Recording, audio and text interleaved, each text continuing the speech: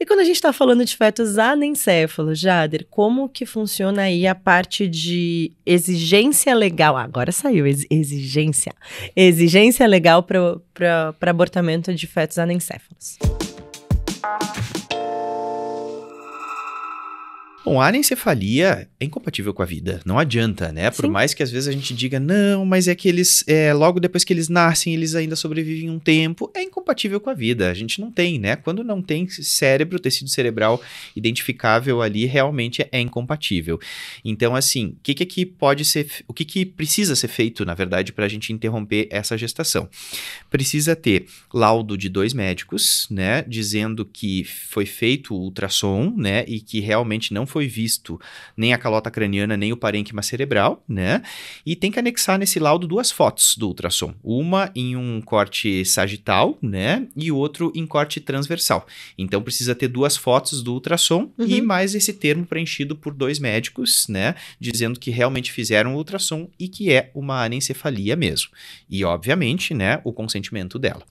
E com isso, ela chegando com isso num pronto atendimento de um hospital do SUS ou privado, ela não precisa de mais nada, ela pode realmente realizar a interrupção da gestação. Exatamente, não Maravilha. precisa de mais nada. Esse podcast precisa passar por muitos lugares, para muita gente assistir, viu, Jader? Porque realmente a gente não é preparado do ponto de vista legal, a lidar às vezes com alguma situação.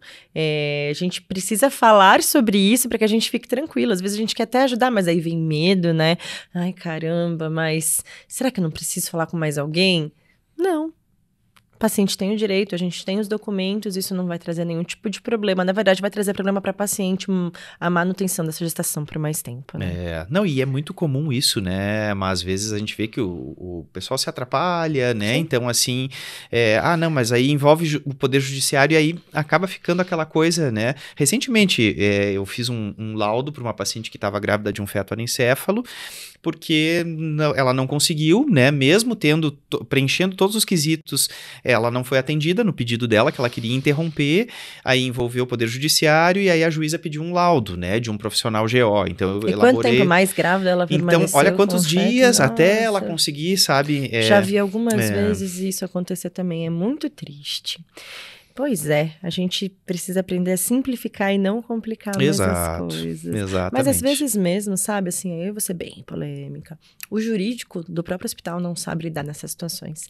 Porque, como eu falo sempre, Jader, desfechos imperfeitos em obstetrícia sempre são difíceis, porque as pessoas não estão preparadas a conversar sobre gestações que tem alguma coisa que não tá perfeita. O mundo da perfeição que se é vendido, que se é visto, é meio complicado. Então, uma paciente com feto anencéfalo vai ter sempre alguém pitacando ou pensando outras coisas, ou com medo, ou com receio. Paciente com risco materno, mas ela tá grávida, mas ela vai morrer se ela manter a gravidez. Uma cardiopata com hipertensão pulmonar grave morre em 70% das vezes na hora que tá chegando o 3º trimestre, por descompensação cardíaca, ou então no pós-parto. Então, o bebê que vai nascer muitas vezes extremamente pré-termo e a mãe tem uma chance imensa de falecer. Então, a gente precisa falar sobre isso também. Claro, com certeza. Não, e eu sempre digo assim, a gente precisa, claro, obviamente todos nós somos seres humanos e a gente tem as nossas crenças religiosas, né? Eu sempre digo assim, são coisas que a gente não discute, né? Cada um a gente tem respeita a vivência. Exatamente. Quem tem uma crença X, crença Y, quem não tem crença, todo mundo, na verdade, faz parte aí da sociedade, né? E a gente não tem que julgar as pessoas por uma coisa ou por outra.